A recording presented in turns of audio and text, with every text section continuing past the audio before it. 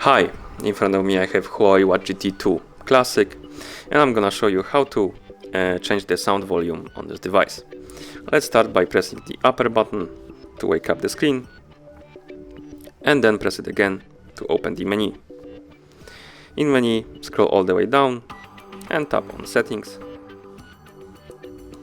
Here find Sounds and tap on it, and then tap on Volume. And now you can tap on this icon or the one below to change the volume, like that. Or you can just swipe up and down